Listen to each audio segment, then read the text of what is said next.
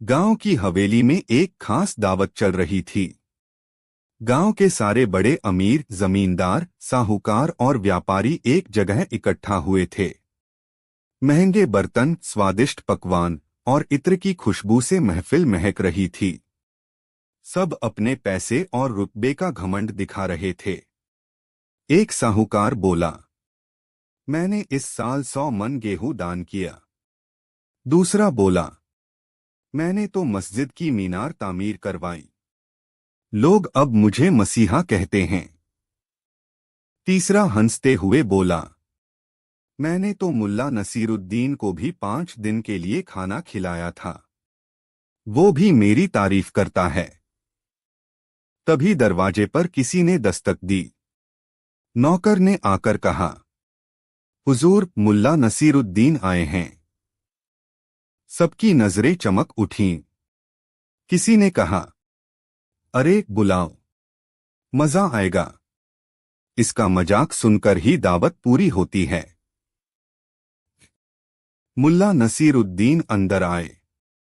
धोती पर 2 जगह पैबंद थे, कुर्ता हल्का मैला, लेकिन चेहरे पर वही आत्मविश्वास भरी मुस्कान। उन्होंने चारों तरफ देखा और बोले, सलाम ए अमीरों के अमीरों, क्या चल रहा है?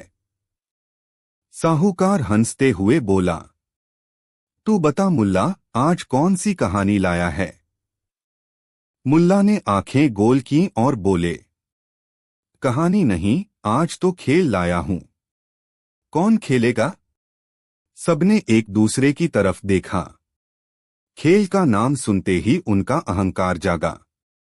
सेठ रमजान बोला, क्या खेल है? मुल्ला बोले, भिखारी बनने का खेल। पूरा कमरा ठहाकों से गूंज उठा। एक व्यापारी बोला, हाँ हाँ, ये भी कोई खेल है। हम अमीर लोग भिखारी बनेंगे? मुल्ला गंभीर हो गए। बोले, हाँ, लेकिन जो असली भिखारी बन जाएगा वो ही असली अमीर कहलाएगा। क्या हिम्मत है आप लोगों में? सब हंसते हुए तैयार हो गए। मुल्ला ने कहा, खेल ये है, आज आप सबको गांव के चौक में बैठकर भीख मांगनी होगी। लेकिन शर्त यह है कि जो सबसे ज्यादा पैसे इकट्ठे करेगा उसे मैं दुनिया का सबसे बड़ा अमीर कहूंगा।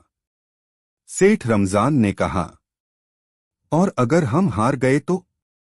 मुल्ला मुस्कुराए, तो फिर आप सिर्फ अमीर कहलाएंगे, असली अमीर नहीं बन पाएंगे। अमीरों को यह बात चुभ गई। उन्हें लगा मुल्ला हमारी बेइज्जती कर रहा है, लेकिन चलो खेल ही सही, दिखा देंगे। अगले दिन सुबह गांव के चौक में अजीब नजारा था। गांव के सबसे अमीर लोग मैले कपड़े पहनकर मुंह पर मिट्टी लगाकर बैठ गए थे। कोई कटोरी में हाथ फैलाए बैठा, कोई झोली फैलाए। बच्चे और औरतें हंस रही थीं। लोग पूछ रहे थे, अरे ये क्या कर रहे हैं? मुल्ला का खेल है, देखो क्या होता है।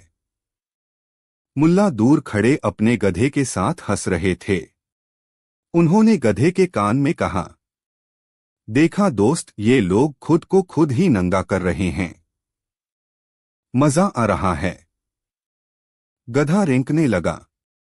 सेठ रमजान ने सबसे पहले आवाज लगाई, ए अल्लाह के बंदों, कुछ दान दो, खुदा तुम्हारा भला करेगा। लेकिन लोग हंसते हुए निकल गए।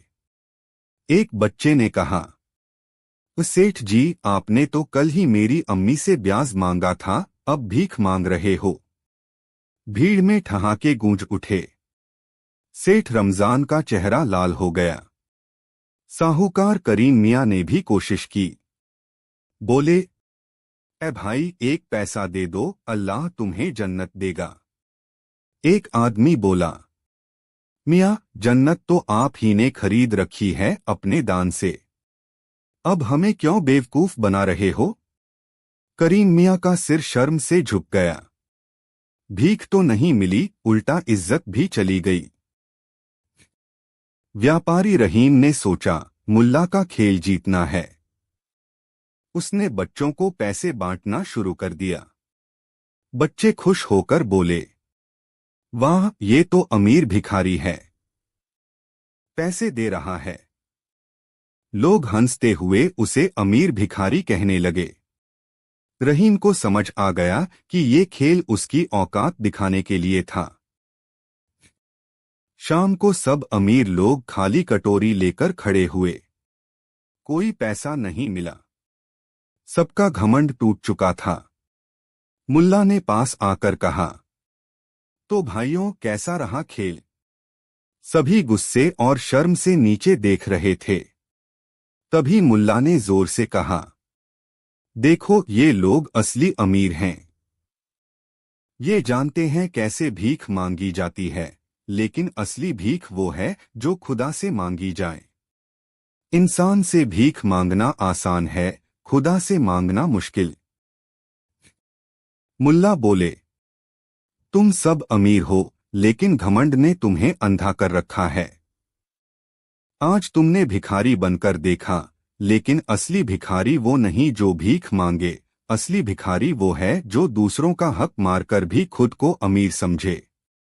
सेठ रमजान की आंखों में आंसू थे। बोला, मुल्ला, आज तूने हमारी आंखें खोल दी। हमें माफ कर दे। मुल्ला मुस्कुराए, माफ करना मेरा काम नहीं, तुम्हारा खुद से वादा करना मेरा काम है।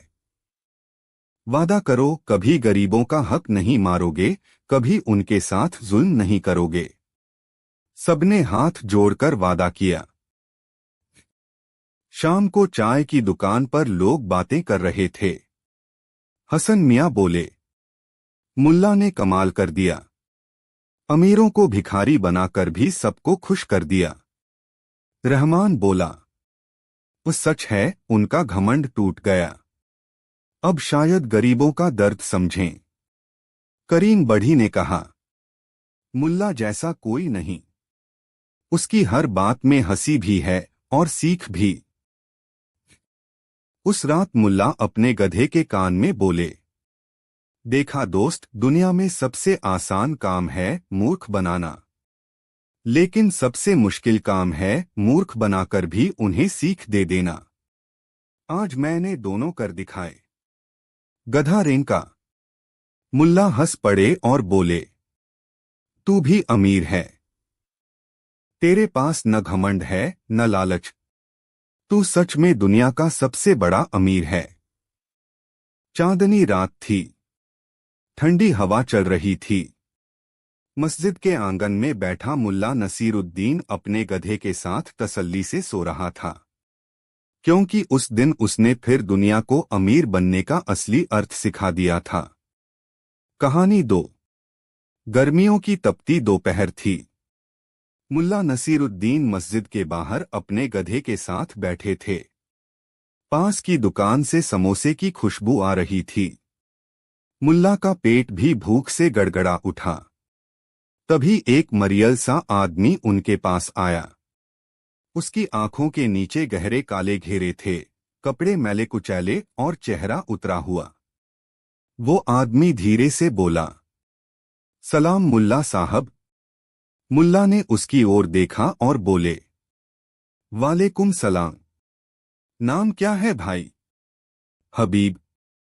क्यों हबीब, ऐसे क्यों लग रहा है जैसे कब्र से निकलकर आया हो? हबीब की आंखों में आंसू भर आए। बोला, क्या बताऊं मुल्ला, 3 दिन से खाना नहीं खाया।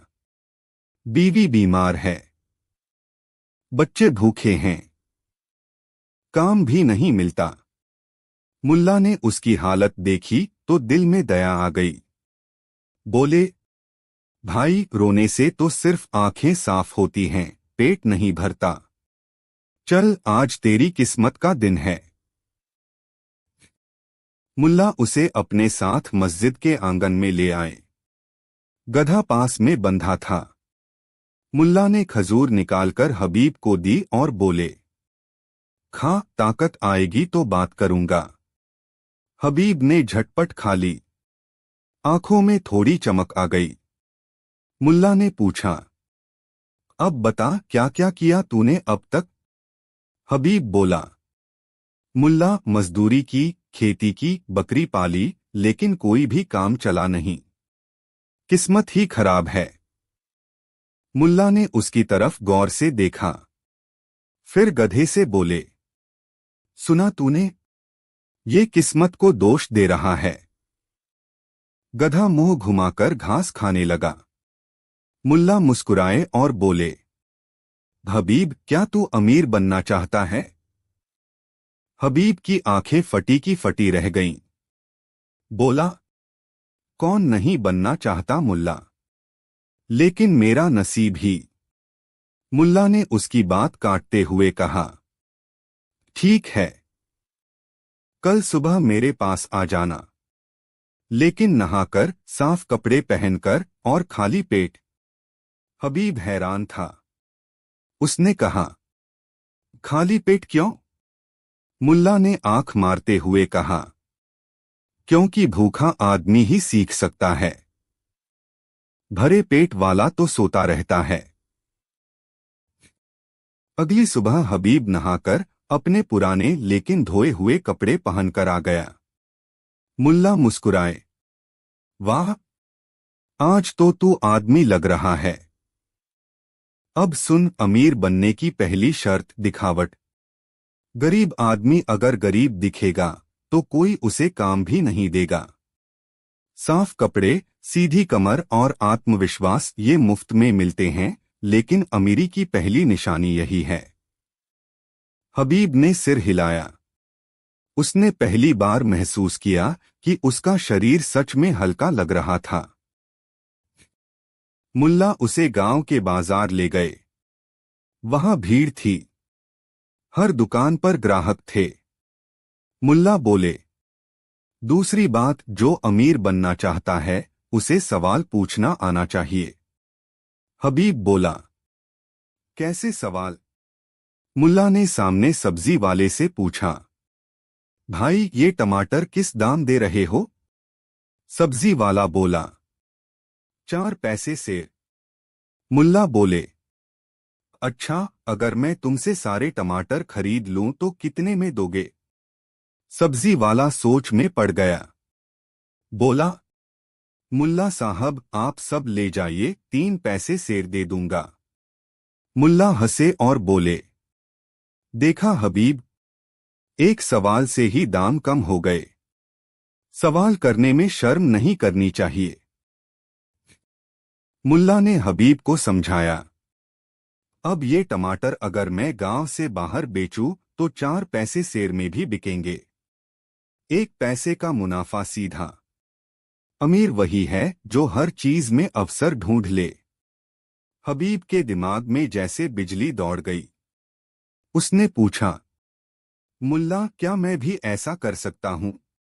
मुल्ला बोले, यही तो मैं तुझसे कह रहा हूं। लेकिन सुन, ये तो सिर्फ शुरुआत है। असली अमीरी दिमाग से आती है, जेब से नहीं। वो दोनों आगे बढ़े। मिठाई वाले की दुकान पर पहुंचे। मुल्ला बोले, भाई, आज क्या ताजा बना है। मिठाई वाला बोला, गर्मागर्म जलेबी मुल्ला साहब।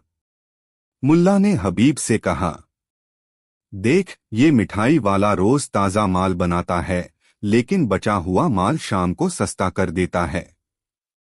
अगर तू इससे दोस्ती कर ले तो हर शाम तुझे सस्ती मिठाई मिलेगी।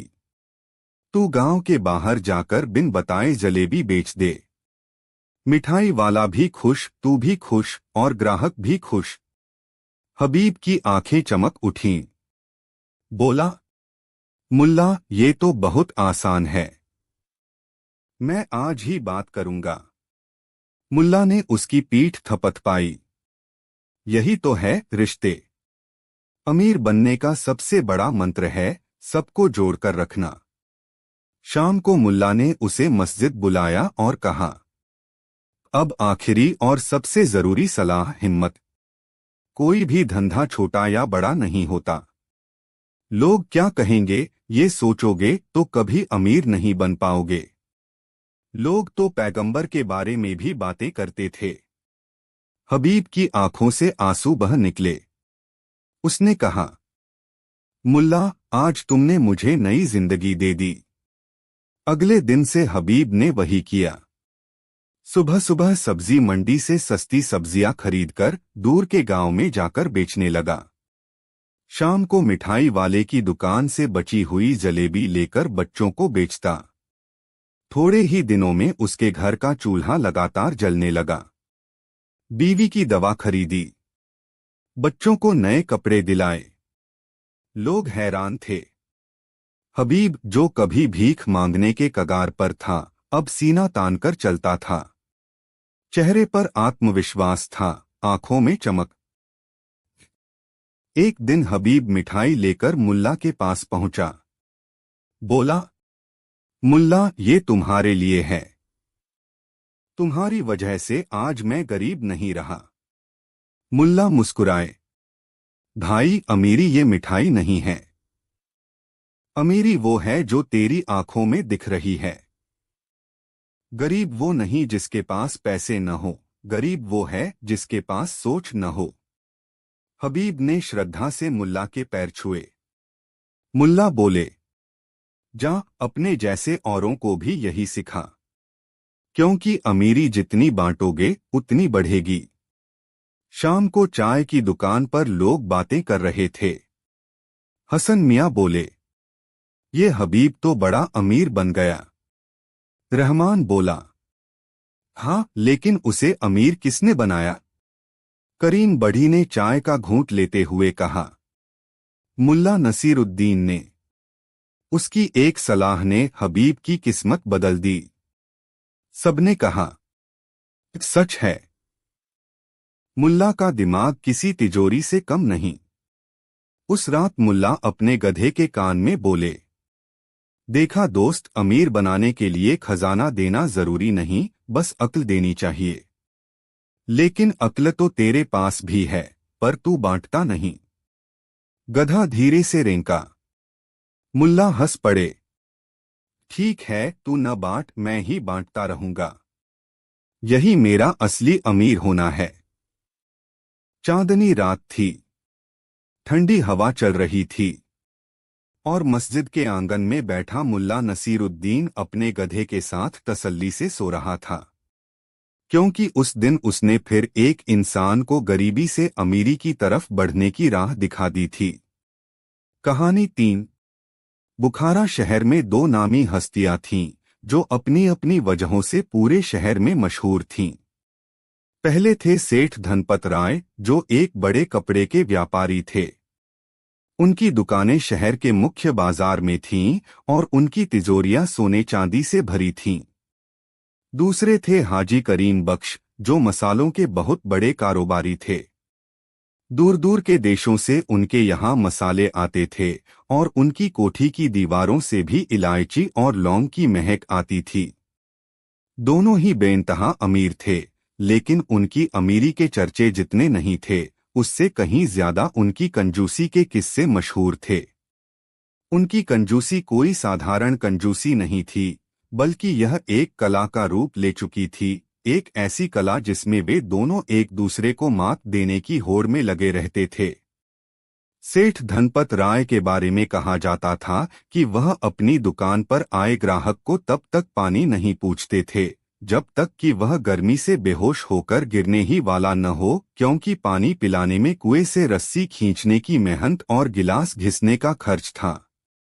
वहीं हाजी करीम बख्श के बारे में मशहूर था कि वह अपने घर आए मेहमान के सामने मिठाई की तश्तरी तो रखते थे, पर उस पर इतनी मक्खियां भिनभिनाती रहती थीं कि कोई शरीफ आदमी उसे छूने की हिम्मत ही नहीं कर पाता था, और इस तरह उनकी मिठाई महीनों तक सलामत रहती थी। शहर में लोग अक्सर शर्त लगाते कि दोनों में से बड़ा कंजूस कौन है, पर फैसला कभी हो नहीं पाता था। वे दोनों एक दूसरे के प्रतिद्वंद्वी थे, न सिर्फ व्यापार में बल्कि कंजूसी के अघोषित महामुकाबले में भी। और इसी शहर में रहते थे हम सबके प्यारे मुल्ला नसीरुद्दीन। मुल्ला जी इन दोनों हस्तियों के स्वभाव से अच्छी तरह वाकिफ थे। वह अक्सर अपने दोस्तों से कहते, इन दोनों की कंजूसी को देखकर तो शैतान भी पनाह मांग ले। ये पैसे को ऐसे पकड़कर रखते हैं जैसे सांप अपनी मणि को। एक दिन की बात है, मुल्ला नसीरुद्दीन बाजार से गुजर रहे थे। उन्होंने देखा कि सेठ धनपत राय और हाजी करीम बख्श एक दूसरे के सामने खड़े हैं और बड़ी ही अजीब स्थिति बनी हुई है। दोनों एक दूसरे को घूर रहे थे और उनके चेहरों पर एक अजीब सी कशमकश थी। मुल्ला उनके पास पहुंचे और पूछा, खैरियत तो है सेठ जी? हाजी साहब, आप दोनों ऐसे सड़क के बीचों बीच मूर्ति बनकर क्यों खड़े हैं? कोई गंभीर मसला है क्या? दोनों एक साथ बोले, नहीं नहीं, कोई मसला नहीं है। दरअसल हुआ यह था कि शहर के सबसे अमीर लोगों की एक सभा थी जिसमें दोनों को आमंत्रित किया गया था। दोनों एक ही रास्ते से जा रहे थे और एक संकरी गली के मोड़ पर आमने सामने आ गए। अब समस्या यह थी कि दोनों में से कोई भी दूसरे को पहले आदाब या नमस्ते नहीं कहना चाहता था। क्यों? क्योंकि शिष्टाचार के नाते जो पहले सलाम करता उसे दूसरे को अपने घर चाय पानी के लिए पूछना पड़ सकता था, और यह एक ऐसा खर्च था जिसे करने की कल्पना से ही दोनों की आत्मा कांप उठती थी। तो वे दोनों वहां खड़े थे, एक दूसरे को घूर रहे थे और इंतजार कर रहे थे कि दूसरा ही पहले कुछ बोले। मुल्ला ने स्थिति को भांप लिया। उनके शैतानी दिमाग में एक खुराफात सूझी। उन्होंने सोचा, इन दोनों कंजूसों को इनकी ही कंजूसी के जाल में फंसाने का इससे अच्छा मौका नहीं मिलेगा। मुल्ला ने बड़ी गर्मजोशी दिखाते हुए कहा, अरे, आप दोनों शहर के स्तंभ हैं। आप दोनों की दोस्ती तो मिसाल होनी चाहिए। चलिए आज इस मौके को यादगार बनाते हैं। आज की शाम की दावत मेरी तरफ से। दावत, और वह भी मुल्ला की तरफ से। यह सुनकर दोनों के कान खड़े हो गए। उन्हें पता था कि मुल्ला की जेब अक्सर खाली रहती है। मुफ्त की दावत का मौका कोई कंजूस कैसे छोड़ सकता था?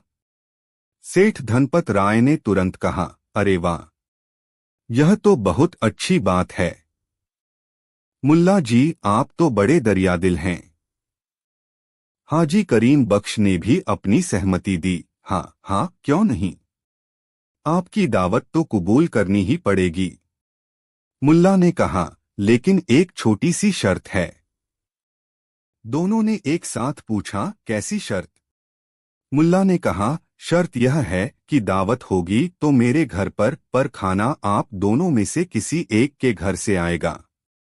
आप दोनों आपस में तय कर लीजिए कि कौन यह पुण्य का काम करना चाहता है।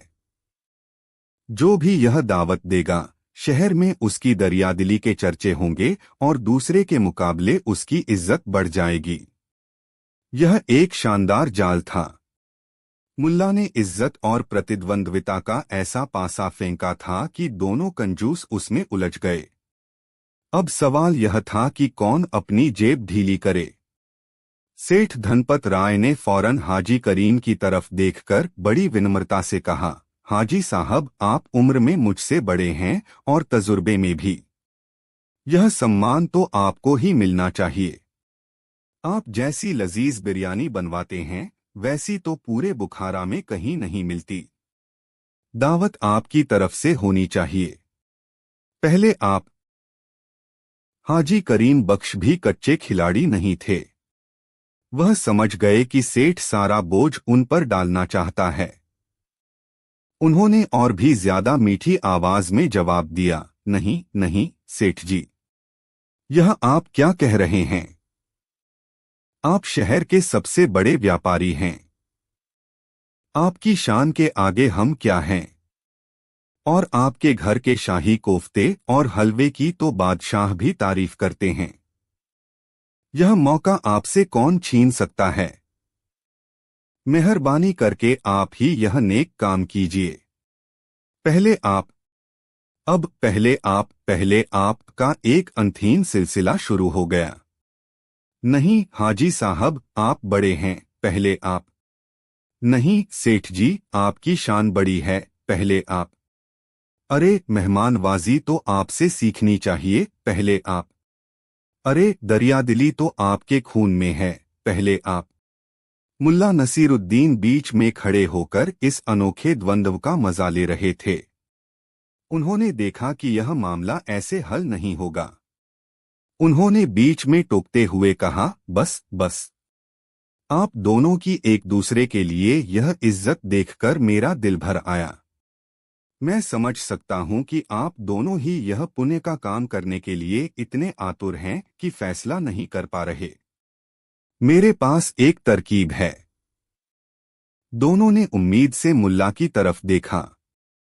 मुल्ला ने कहा, हम तीनों यहां से मेरे घर की तरफ चलना शुरू करते हैं। रास्ते में एक पुराना कुआं आता है। हम तीनों उस कुएं तक दौड़ लगाएंगे। जो भी दौड़ में आखिरी आएगा, दावत का सारा खर्च वही उठाएगा। बोलो मंजूर? यह प्रस्ताव दोनों कंजूसों के लिए एकदम सही था। उन्हें अपनी कंजूसी पर तो भरोसा था, पर अपनी फुर्ती पर भी गुमान था। दोनों ने सोचा कि वे एक दूसरे से तो तेज दौड़ ही लेंगे। मुल्ला तो वैसे भी उम्रदराज हैं, वह सबसे पीछे रहेंगे और दावत का खर्च उन्हीं पर आ जाएगा, जो कि वह कभी दे नहीं पाएंगे और मामला रफा-दफा हो जाएगा। दोनों ने तुरंत हामी भर दी। मंजूर है। मुल्ला ने कहा, ठीक है, तो मैं 3 तक गिनता हूं। 3 कहते ही हम दौड़ना शुरू करेंगे। तीनों तैयार हो गए। मुल्ला ने गिना, 1, 2 और 3। 3 सुनते ही मुल्ला नसीरुद्दीन तो अपनी पूरी ताकत से अपने घर की ओर भागे। लेकिन सेठ धनपत राय और हाजी करीम बख्श अपनी जगह से 1 इंच भी नहीं हिले। क्यों? क्योंकि दोनों के दिमाग में एक ही बात चल रही थी, अगर मैं भागा तो मैं आगे निकल जाऊंगा और आखिरी नहीं आऊंगा। मुझे तो आखिरी आना है ताकि दावत का खर्च न उठाना पड़े। तो वे दोनों पत्थर की मूर्तियों की तरह एक दूसरे के सामने खड़े रहे, दोनों इस उम्मीद में कि दूसरा पहले हिलेगा और दौड़ना शुरू करेगा। मिनट बीतते गए। सूरज ढलने लगा। सड़क पर आते जाते लोग रुककर इस अजीब नजारे को देखने लगे। 2 अमीर आदमी बुत बने खड़े हैं और एक दूसरे को घूर रहे हैं। उधर मुल्ला नसीरुद्दीन अपने घर पहुंचे। उन्होंने अपनी बीवी से कहा, बेगम, आज हमारे घर 2 बहुत खास मेहमान आने वाले हैं। जरा घर साफ कर दो। बीवी ने पूछा, मेहमान और खाना? मुल्ला ने मुस्कुराकर कहा, तुम उसकी फिक्र मत करो। खाना खुद चलकर आएगा और ऐसा शाही खाना आएगा कि हम महीनों तक याद रखेंगे। कुछ देर बाद जब सेठ और हाजी को अपनी बेवकूफ़ी का एहसास हुआ और वे शर्मिंदा होकर एक दूसरे को कोसते हुए वहां से जाने लगे, तभी मुल्ला नसीरुद्दीन वापस आ गए। उन्होंने दोनों को देखकर कहा, अरे, आप लोग अभी तक यहीं खड़े हैं? मैं तो घर पहुंचकर आपका इंतजार कर रहा हूं। दौड़ का नतीजा क्या रहा? कौन आखिरी आया? दोनों के पास कोई जवाब नहीं था। वे एक दूसरे पर इल्जाम लगाने लगे। यह हाजी साहब हिले ही नहीं, सेठ ने कहा। यह सेठ जी ने दौड़ना शुरू ही नहीं किया, हाजी ने जवाब दिया।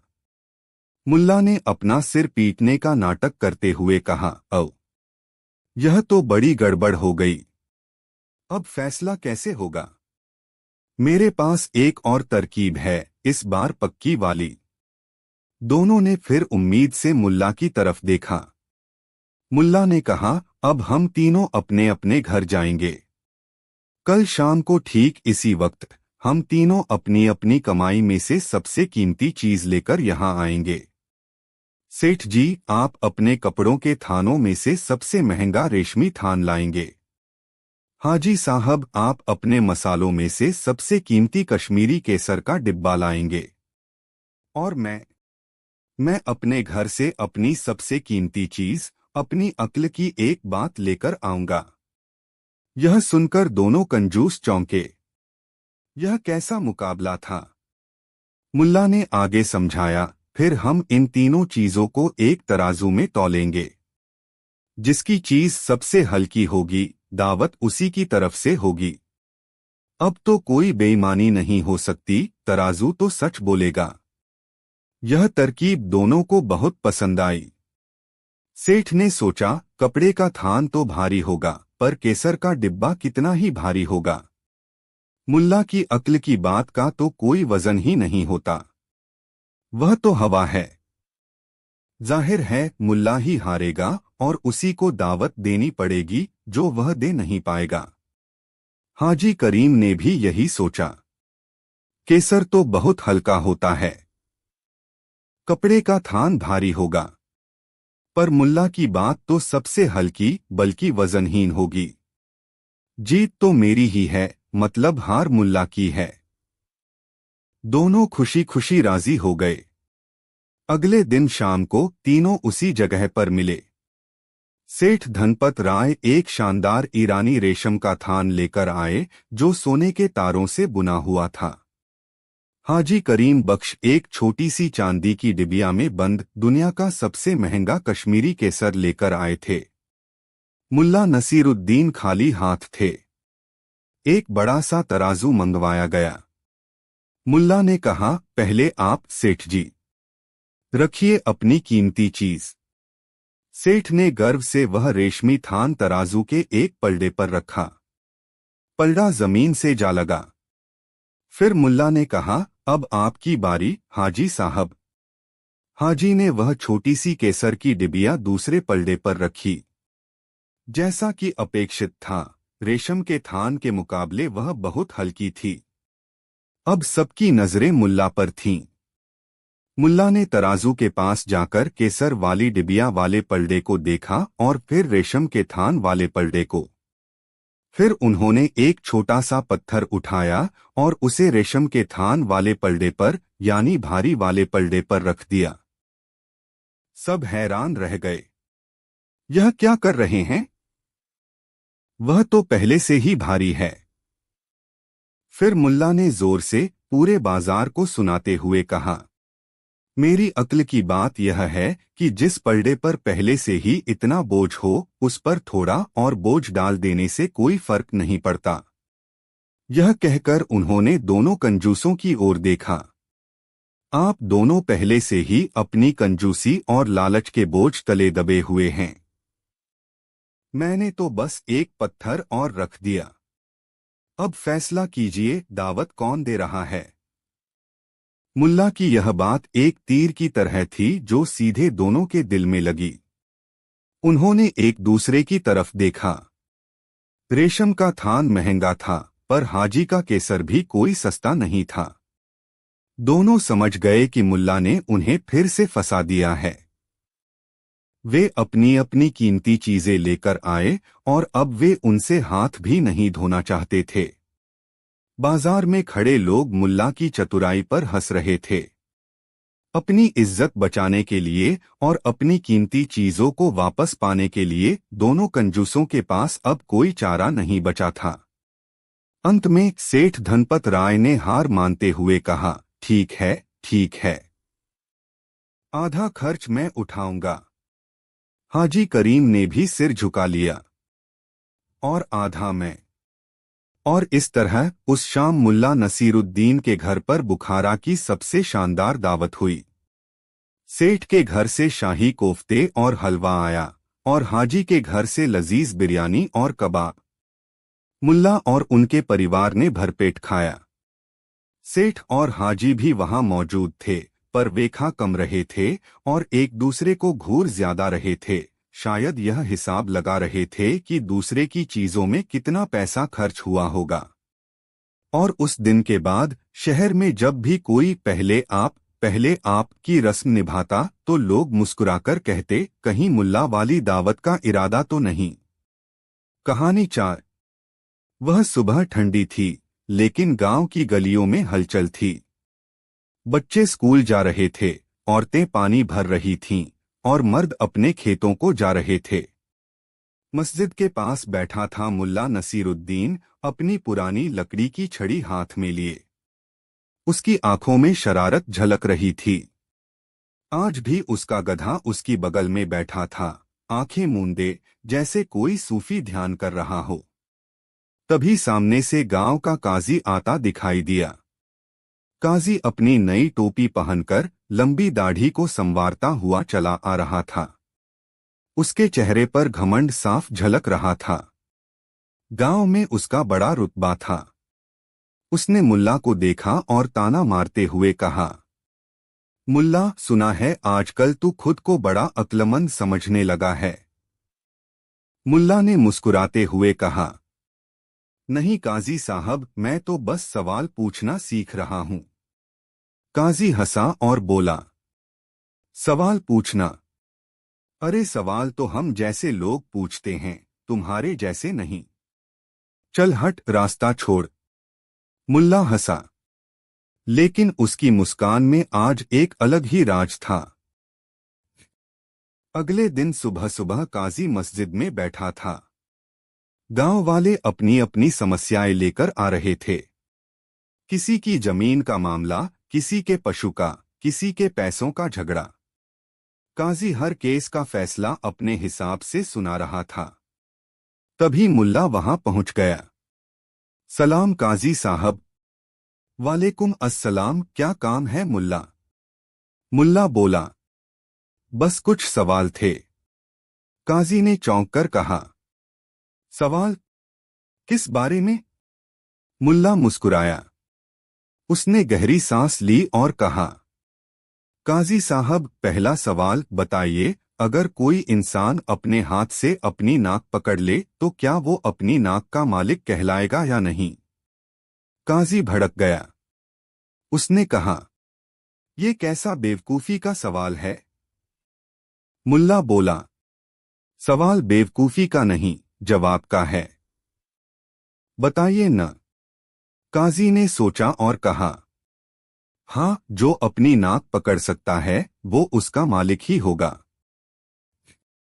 मुल्ला ने कहा, अच्छा, अब दूसरा सवाल, अगर वही आदमी अपनी नाक पर थप्पड़ मारे तो क्या उसे खुद को सजा देने का हक है? काजी झल्ला गया। क्या बकवास है ये? क्यों पूछ रहा है ऐसे सवाल? मुल्ला बोला, क्योंकि आपके फैसले भी तो ऐसे ही होते हैं। कभी किसी को उसकी गलती की बड़ी सजा, कभी बिना गलती के भी, और कभी गुनहगार को छोड़ देते हो। जैसे इंसान अपनी नाक पर बेवजह थप्पड़ मार दे, वैसे ही आप फैसले सुनाते हो। लोगों की भीड़ बढ़ती जा रही थी। सब सुन रहे थे। मुल्ला ने तीसरा सवाल पूछा, काजी साहब बताइए, अगर कोई आदमी कुएं में गिर जाए तो वो खुद गिरा माना जाएगा या कुआं दोषी होगा? काजी गुस्से में बोला, अरे जाहिल, कुआं कैसे दोषी होगा? आदमी खुद ही गिरा होगा। मुल्ला ने कहा, तो जब गरीब आदमी चोरी करता है क्योंकि उसके पास रोटी नहीं, तो आप उसे क्यों दोषी मानते हैं? उसकी भूख का दोषी कौन, वो खुद या वो अमीर जो उसे रोटी नहीं देता? अब काजी की आवाज धीमी पड़ने लगी। मुल्ला ने चौथा सवाल दागा, काजी साहब बताइए, अगर कोई आदमी बिना दिमाग के फैसले सुनाए तो क्या वो इंसान कहलाएगा या कुछ और? काजी ने कहा, दिमाग तो सबके पास होता है। मुल्ला बोला, लेकिन फैसलों में इंसानियत भी होनी चाहिए। अगर नहीं है तो क्या फर्क रह गया गधे और इंसान में? मुल्ला खड़ा हो गया। उसने अपनी छड़ी जमीन पर मारी और बोला, अंतिम सवाल सुनिए, अगर एक काजी ऐसा हो जो अपने हर फैसले में सिर्फ अमीरों को फायदा पहुंचाए, गरीब को कुचले और इंसाफ के नाम पर रिश्वत ले, तो उसे क्या कहा जाएगा? काजी या इंसाफ का सौदागर? काजी का चेहरा उतर गया। पसीना बहने लगा। गांव वाले भी अब काजी की तरफ गुस्से से देख रहे थे। काजी उठ खड़ा हुआ। उसने कहा, मुल्ला, तू बहुत सवाल पूछता है, लेकिन ये तेरे सवाल नहीं, मेरे गुनाह दिखा रहे हैं। उसने मस्जिद के बाहर खड़े लोगों की तरफ देखा। लोग चुप थे, लेकिन उनकी आंखें बोल रही थीं। आज पहली बार काजी हारा था, वो भी किसी ताकत से नहीं, बल्कि सवालों की ताकत से। काजी ने धीरे से कहा, मुल्ला, मुझे माफ कर दे। मैंने कभी सोचा ही नहीं कि मेरे फैसलों से किसी की जिंदगी बर्बाद हो सकती है। मुल्ला ने कहा, माफी मुझसे क्यों मांग रहे हो? माफी उन गरीबों से मांगो जिनकी आवाज तुमने कभी नहीं सुनी। काजी की आंखें भर आईं। उस दिन से गांव में एक बदलाव आया। काजी ने फैसला सुनाने से पहले हर बार मुल्ला के सवाल याद करने शुरू कर दिए। अब वो फैसला देने से पहले सोचता था, ये इंसानियत के लिए सही है या नहीं। शाम को मुल्ला अपने गधे के पास बैठा था। उसने उसके कान खुजाते हुए कहा, देख गधे, सवालों में बड़ी ताकत है। जब तक लोग सवाल पूछते रहेंगे, तब तक कोई काजी, कोई राजा, कोई अमीर उनका शोषण नहीं कर सकता। गधे ने गर्दन हिलाई, जैसे कह रहा हो, ढेंचू। सही कहा मालिक। कहानी से सीख। सवाल पूछना सीखो। जो सवाल नहीं पूछता, वो पूरी जिंदगी दूसरों के फैसलों पर जीता है। इंसान वही जो सवाल करे और सच का रास्ता चुने। कहानी 5। गांव की सुबह ठंडी और सुनहरी थी। मस्जिद के बाहर बैठा मुल्ला नसीरुद्दीन सूरज की किरणों को अपनी हथेली पर महसूस कर रहा था। उसका गधा पास में खड़ा जम्हाई ले रहा था। अचानक मुल्ला को शरारती ख्याल आया। उसने अपने गधे की पीठ थपथपाई और बोला, को अक्ल के बादशाह, क्या बोलेगा तू अगर सबको मूर्ख बनाओ तो? गधा अपनी जगह पर खड़ा रहकर रेंका। मुल्ला ठहाका लगाकर बोले, तेरी यही चुप्पी तो कमाल है। चल आज गांव वालों को मूर्ख बना ही दें। और मजे की बात यह होगी कि सब खुश भी होंगे। मुल्ला गांव के चौक में पहुंचा। वहां कुछ लोग ताश खेल रहे थे, बच्चे गुल्ली डंडा और औरतें कुएं से पानी भरने जा रही थीं। मुल्ला ने ऊंची आवाज में कहा, सुनो सुनो ए गांव वालों, आज मेरे पास तुम्हारे लिए एक ऐसी खबर है जिससे तुम सबकी किस्मत बदल जाएगी। लोग चौंक कर देखने लगे। हसन मियां बोले, अब क्या नया तमाशा लाया है मुल्ला? मुल्ला मुस्कुराए और बोले, तमाशा नहीं, हकीकत है। मैंने कल रात एक सपना देखा। सपने में एक फकीर ने कहा कि जो भी मेरे पास आएगा और अपनी सबसे बेकार चीज मुझे दे देगा, उसकी किस्मत पलट जाएगी। वह अमीर बनेगा, सुखी बनेगा और जीवन में कभी दुख नहीं आएगा। भीड़ में खुसर पुसर होने लगी। कोई सोच रहा था बेकार चीज क्या दूं? कोई सोच रहा था सच में किस्मत बदल जाएगी। कुछ ही देर में मुल्ला के घर के बाहर भीड़ लग गई। पहला आदमी आया और बोला, मुल्ला, ये मेरी टूटी चप्पल ले लो, ये बेकार है। मुल्ला ने मुस्कुराकर ले ली। दूसरा आदमी बोला, ये मेरा फटा हुआ कुर्ता लो। तीसरा आया, ये मेरी टूटी हुई हंसिया है। चौथा, पांचवा, छठा। पूरा गांव अपनी अपनी बेकार चीजें लेकर मुल्ला के पास जमा कर रहा था। किसी के पास टूटा लोटा, किसी के पास पुरानी रस्सी, किसी के पास बेकार किताब, किसी के पास टूटा मिट्टी का बर्तन। मुल्ला सब लेता गया और कहता गया, भाइयों बहनों, अब तुम सबका भाग्य बदल जाएगा। तुमने अपना बोझ मुझ पर डाल दिया है। अब तुम्हारे लिए रास्ता साफ है। लोग उसके पैरों में झुककर दुआ मांगते और खुशी खुशी घर लौट जाते। शाम को काजी साहब को खबर मिली। वे मुल्ला के पास पहुंचे। देखा उसके आंगन में टूटी फूटी चीजों का ढेर लगा है और मुल्ला वहीं बैठा खिचड़ी खा रहा है। काजी साहब बोले, मुल्ला ये क्या पागलपन है?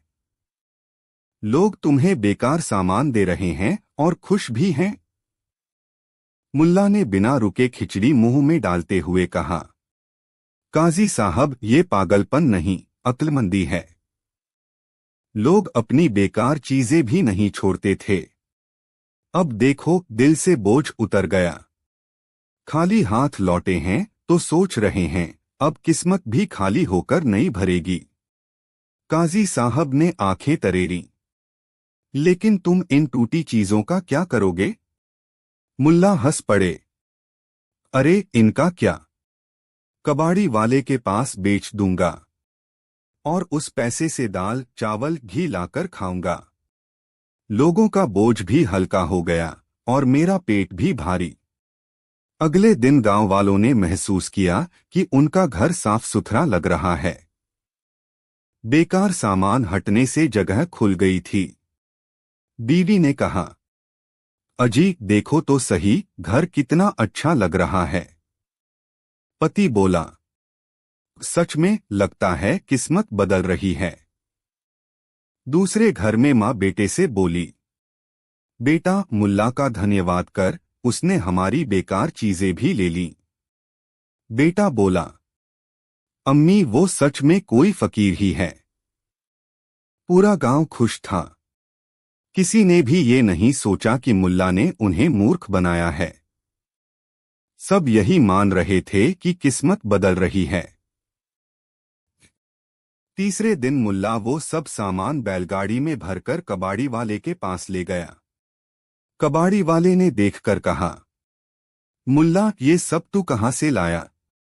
मुल्ला मुस्कुराया, भाई ये सब लोगों की किस्मत है, पर अब मेरी किस्मत भी बदलनी चाहिए। बोल कितने का लेगा? कबाड़ी वाले ने तौलकर कहा, पूरा 500 पैसे मिलेंगे। मुल्ला ने सोचा, वाह, 500 पैसे में तो एक हफ्ते का राशन आ जाएगा। उसने पैसे लिए और चलते चलते कबाड़ी वाले से कहा, भाई अगर कभी अपनी किस्मत बदलनी हो तो मेरे पास आ जाना। कबाड़ी वाला सोच में पड़ गया।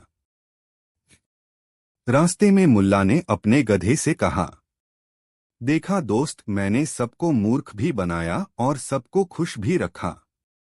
कोई रोया नहीं, उल्टा सबने मुझे दुआ दी। यही तो है अक्लमंदी। गधा धीरे से रेंका। मुल्ला ने उसकी गर्दन सहलाते हुए कहा, सच ही तो है, अगर लोग अपनी बेकार चीजें भी छोड़ दें तो उनकी जिंदगी से बोझ भी उतर जाएगा। लेकिन लोग तो कब्र तक बोझ उठाए फिरते हैं।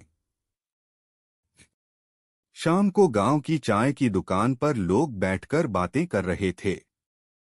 हसन बोला, मुल्ला ने सच में चमत्कार कर दिया। मेरा घर तो साफ ही हो गया। रहमान बोला, मेरी बीवी तो रोज कहती थी ये टूटी हंसिया कब फेंकोगे। आज उसने मुझे प्यार से खाना दिया। सब लोग हंसने लगे। करीम बढ़ी बोला, भले ही मुल्ला ने हमारा सामान ले लिया, लेकिन सच कहूं दिल हल्का हो गया। सबने सहमति में सिर हिलाया। कोई भी यह महसूस नहीं कर रहा था कि उनका फायदा नहीं बल्कि नुकसान हुआ है। सबके मन में संतोष था। उस रात मुल्ला मस्जिद के बाहर चांद की रोशनी में बैठा था। ठंडी हवा चल रही थी। उसका गधा उसकी गोद में सिर रखकर सो रहा था। मुल्ला आसमान की तरफ देखकर बोला, हे अल्लाह, तू भी तो हमें मूर्ख ही बनाता है।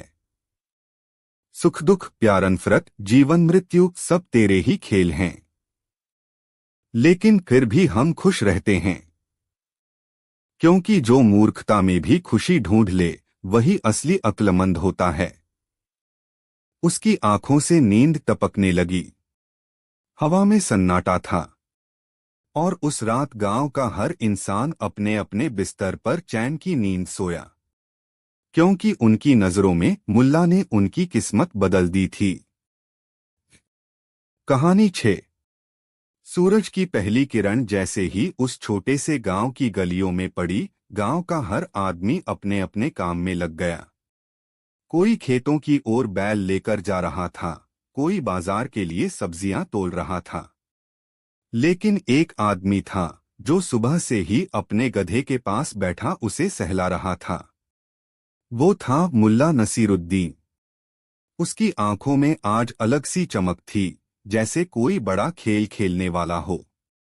गधा भी अजीब तरह से शांत खड़ा था, मानो वह भी जानता हो कि आज कुछ अनोखा होने वाला है।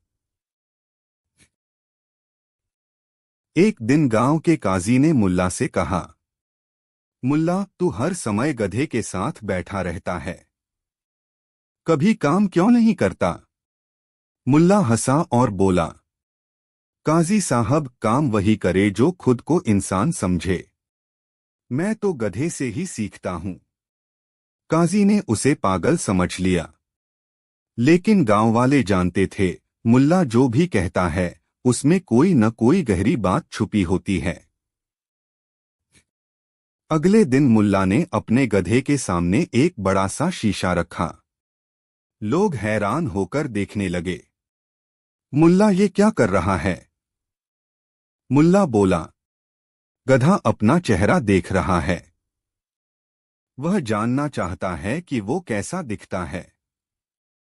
लोग हंसने लगे। तभी मुल्ला खड़ा हुआ और बोला, सुनो गांव वालों, क्या तुम में से कोई जानता है कि यह गधा क्या सोचता है? लोगों ने कहा, गधा क्या सोचेगा, वो तो बस गधा है। मुल्ला ने कहा, तुम सब भी यही सोचते हो ना? लेकिन सुनो, आज से तुम सब मेरे गधे हो। यह सुनते ही गांव वाले भड़क गए। किसी ने कहा, मुल्ला, तेरा दिमाग खराब हो गया है क्या? तू हमें गधा कह रहा है? मुल्ला ने शांत स्वर में कहा, सुनो मेरी बात। यह गधा अपनी मेहनत, ईमानदारी, सच्चाई और चुप रहने के कारण गधा कहलाता है। तुम सब भी तो वही कर रहे हो, बिना सवाल पूछे राजा, काजी, जमींदार और अमीरों के आदेश मानते हो। जब तुम्हारे अधिकार छीने जाते हैं तब भी चुप रहते हो। तो फिर तुम गधे नहीं तो और क्या हो? लोग सन्न रह गए। उनकी गर्दनें झुक गईं। लेकिन कुछ लोग अब भी हंस रहे थे। फिर मुल्ला ने कहा, अगर तुम वाकई इंसान हो तो आज मैं जो कहूं वो करके दिखाओ। लोग बोले, क्या करना होगा? मुल्ला बोला, आज तुम सब मेरा गधा बनो, पूरे गांव में घूमो।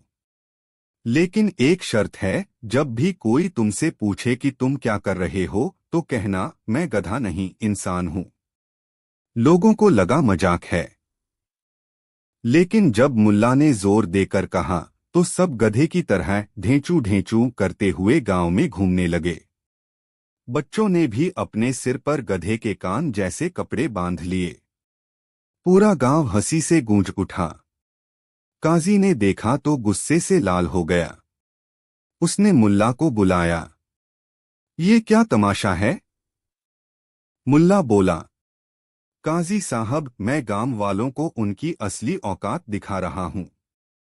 काजी ने डांटा, उनकी औकात? क्या मतलब?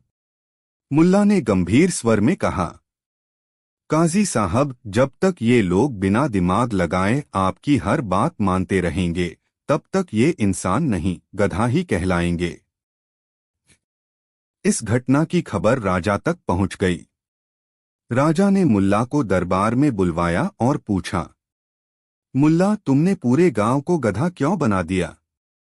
मुल्ला ने कहा, जहां पनाह, मैंने किसी को गधा नहीं बनाया। मैंने तो सिर्फ उनकी असलियत दिखाई है। जब इंसान सोचने समझने की ताकत होते हुए भी बिना सोचे काम करे तो वो गधा ही कहलाएगा। राजा ने कहा, लेकिन इसका हल क्या है? मुल्ला बोला, हल यही है कि हर इंसान खुद सोचे, सवाल करे और अन्याय के खिलाफ आवाज उठाए। तभी वह असली इंसान कहलाएगा। गांव में लौटने पर लोग शर्मिंदा थे। सबने तय किया कि अब वे आंख बंद करके किसी के आदेश नहीं मानेंगे। वे सवाल पूछेंगे, सच बोलेंगे और अन्याय का विरोध करेंगे। शाम को मुल्ला अपने गधे के पास बैठा था। उसने गधे से कहा, देख आज तुझे कितने साथी मिल गए, लेकिन फर्क बस इतना है, तू जन्म से गधा है, पर वो लोग अपनी सोच से। गधा शांत खड़ा था, जैसे वो भी समझ गया हो कि इंसान होना आसान है, पर इंसानियत निभाना मुश्किल। अगले दिन गांव के लोग खेतों में थे। कोई हल चला रहा था, कोई बीज बो रहा था, लेकिन उनकी चाल में एक आत्मविश्वास था। अब वे सिर झुकाकर नहीं, सीना तानकर चलते थे। मुल्ला दूर से उन्हें देख मुस्कुरा रहा था। आखिरकार ये गधे अब इंसान बन गए, उसने अपने गधे से कहा। गधे ने भी गर्दन हिलाई, जैसे कह रहा हो, ढेंचू। सही कहा मालिक। कहानी से सीख। जो बिना सोचे दूसरों की हर बात मान ले, वो इंसान होकर भी गधे से कम नहीं। सोचो, सवाल करो और अपने फैसले खुद लो, तभी असली इंसान कहलाओगे। कहानी 7। बात उन दिनों की है जब अनातोलिया के शहर अकशहर की गलियां दिन में कारोबार की चहल पहल और रात में खामोशी की चादर ओढ़ लेती थीं। इसी शहर में न्याय के सर्वोच्च पद पर आसीन थे काजी साहब, जिनका नाम था बुरहानुद्दीन। काजी बुरहानुद्दीन अपने सख्त मिजाज और कानून की लकीर पर चलने के लिए जाने जाते थे। उनके लिए इंसाफ का मतलब था अपराध और उसकी सजा। वह अपराधी के अतीत, उसकी मजबूरियों या उसके हालात पर गौर करना वक्त की बर्बादी समझते थे।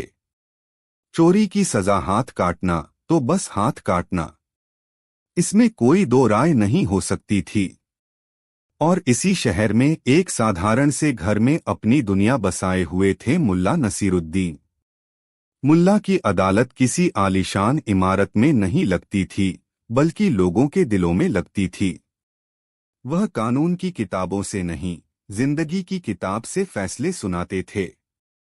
उनकी नजर सिर्फ अपराध पर नहीं, बल्कि अपराध के पीछे छिपे कारण पर जाती थी। वह जानते थे कि कोई भी इंसान मां के पेट से अपराधी बनकर पैदा नहीं होता, समाज, हालात और परवरिश उसे इस रास्ते पर धकेलते हैं। एक सुबह अकशहर शहर में हंगामा मच गया।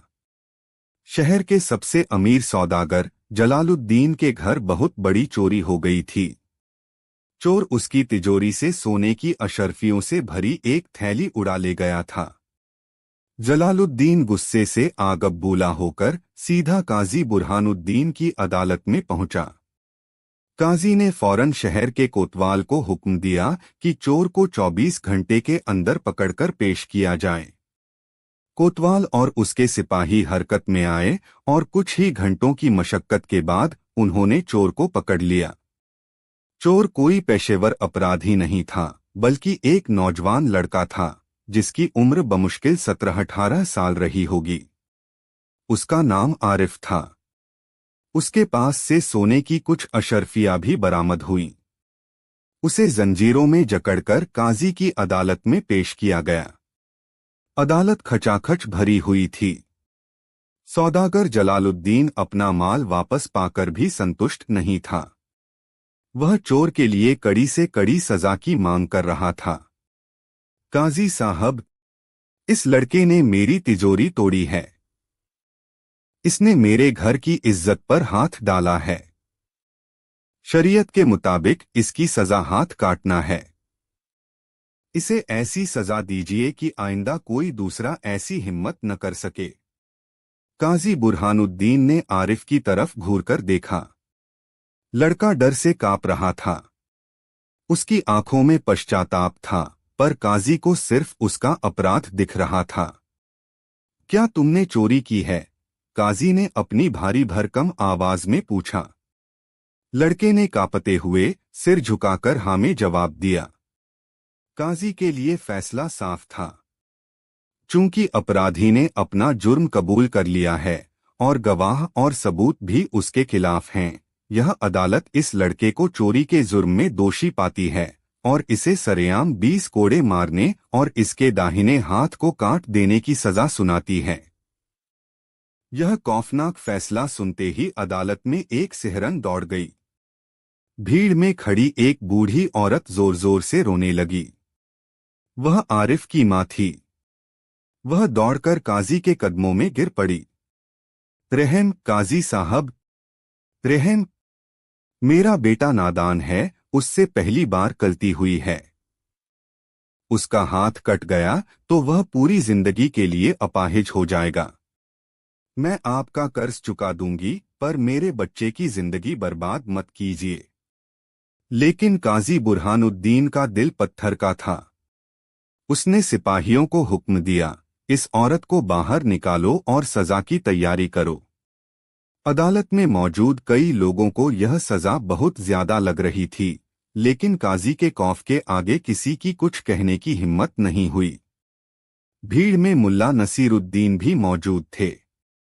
वह अब तक खामोशी से सब कुछ देख रहे थे, पर एक नौजवान लड़के की जिंदगी को इस तरह तबाह होते देखकर उनका दिल भर आया। वह जानते थे कि अगर आज वह चुप रह गए तो इंसाफ की मौत हो जाएगी। वह भीड़ को चीरते हुए आगे बढ़े और काजी के सामने जाकर खड़े हो गए। काजी ने उन्हें देखकर अपनी त्योरियां चढ़ा लीं। नसीरुद्दीन, तुम यहाँ क्या कर रहे हो? क्या तुम मेरे फैसले में दखल देना चाहते हो? मुल्ला ने बड़ी विनम्रता से सिर झुकाया। नहीं काजी साहब, आप शहर के न्यायाधीश हैं, आपका फैसला सर आंखों पर। मैं तो बस एक छोटी सी बात कहना चाहता हूं, अगर आप इजाजत दें। काजी को अपनी अक्ल पर बड़ा नाज था। उसने सोचा, देखता हूं यह मस्खरा क्या कहता है। उसने कहा, बोलो क्या कहना चाहते हो?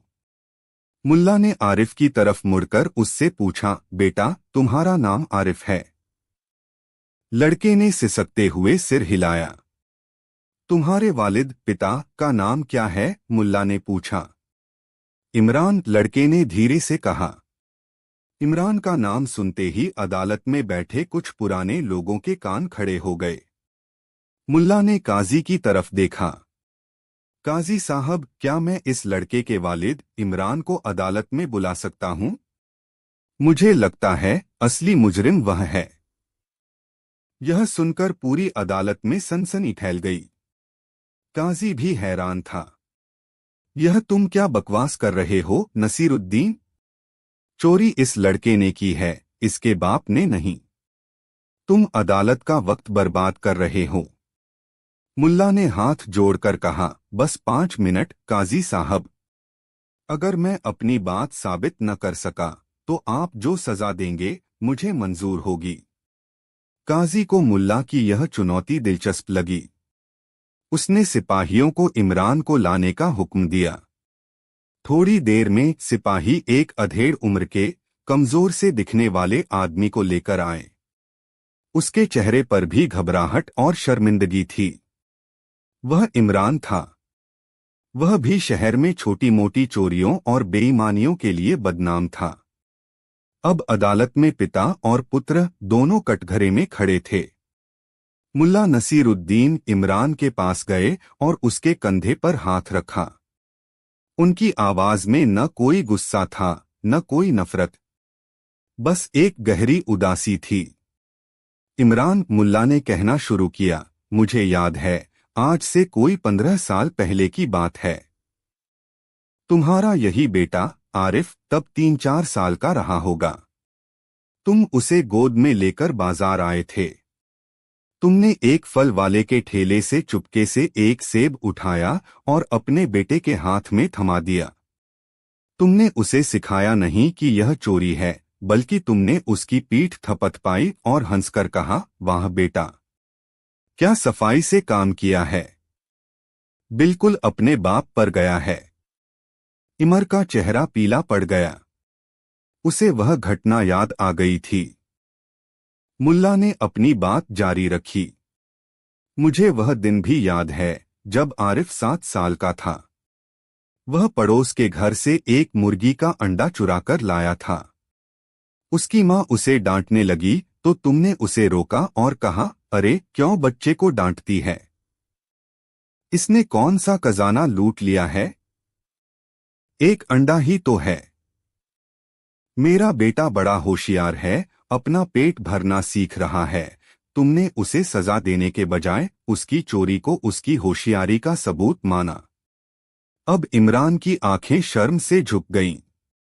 अदालत में बैठे लोग हैरान होकर मुल्ला की बातें सुन रहे थे।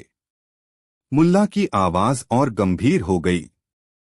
और मुझे वह दिन कैसे भूल सकता है जब यह लड़का 10 साल का था। यह स्कूल से अपने दोस्त की कलम चुराकर लाया था। जब मास्टर साहब शिकायत लेकर आए तो तुमने मास्टर साहब से ही लड़ाई कर ली। तुमने कहा, मेरा बेटा चोर नहीं है। तुम लोग मेरे बेटे से जलते हो, इसलिए उस पर झूठा इल्जाम लगा रहे हो। तुमने सच का साथ देने के बजाय अपने बेटे के झूठ पर पर्दा डाला। तुमने उसे यह सिखाया कि पकड़े जाने पर झूठ कैसे बोलना है। मुल्ला एक पल के लिए रुके। उन्होंने पूरे मजमे पर एक नजर डाली और फिर काजी की आंखों में आंखें डालकर कहा, काजी साहब, यह लड़का जब छोटा था तो वह एक नरम मिट्टी के घड़े जैसा था। इसके माँ बाप खासकर इसके पिता इसे जैसा चाहते वैसा आकार दे सकते थे। जब इसने पहली बार चोरी का एक छोटा सा बीज बोया तो इसके बाप ने उसे डांट फटकार और सहीकलत की सीख का पानी देने के बजाय तारीफ और अनदेखी की खाद डाली। वह बीज आज एक जहरीला पेड़ बन गया है तो कसूर सिर्फ बीज का तो नहीं हो सकता। कसूर उस माली का भी है जिसने उसे सींचा। मुल्ला अब आरिफ की तरफ घूमे जो अब फूट फूट कर रो रहा था। जब यह सेब चुरा कर लाया था, अगर उसी दिन इसके बाप ने इसके हाथ पर एक पत लगाई होती और समझाया होता कि चोरी करना कितना बड़ा गुनाह है, तो आज इसके हाथ कटने की नौबत ही ना आती। जब यह अंडा चुरा कर लाया था, अगर उसी दिन इसके बाप ने इसे सहीकलत का फर्क सिखाया होता, तो आज यह सोने की अशर्फियों पर हाथ साफ न करता। और जब यह कलम चुरा कर लाया था, अगर उसी दिन इसका बाप इसे सच बोलना सिखाता, तो आज यह अदालत में सिर झुकाए खड़ा न होता। अब मुल्ला नसीरुद्दीन ने अपना वह ऐतिहासिक वाक्य कहा जो सदियों तक याद रखा जाना था। वह सीधे आरिफ की ओर इशारा करते हुए, लेकिन उसके पिता इमरान को देखते हुए बोले, काजी साहब, यह लड़का आज अगर चोर है तो इसमें इसकी कोई गलती नहीं है। गलती तुम्हारी नहीं, तुम्हारे बाप की है। यह वाक्य नहीं था, एक हथौड़ा था जो हर उस माँ बाप के सिर पर पड़ा जो अपने बच्चों की छोटी छोटी गलतियों को नादानी समझकर नजरअंदाज कर देते हैं। यह एक आईना था जिसमें पूरा समाज अपना चेहरा देख सकता था। अदालत में एक गहरा सन्नाटा छा गया। काजी बुरहानुद्दीन, जो अब तक पत्थर की मूरत बने सब कुछ सुन रहे थे, पहली बार अपनी कुर्सी पर बेचैन हुए। मुल्ला के शब्दों ने उनके कानूनी दिमाग के दरवाजे पर दस्तक दी थी। उन्हें पहली बार अपराध के पीछे का इंसान और उसके हालात नजर आए थे। इमरान जमीन पर गिरकर रो रहा था। वह कह रहा था, हाँ, गलती मेरी है। मैं ही असली मुजरिम हूं। सजा मुझे दीजिए, मेरे बेटे को छोड़ दीजिए।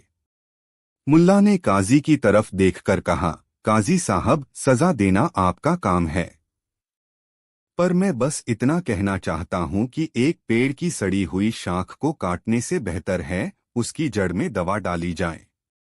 इस लड़के को एक मौका मिलना चाहिए।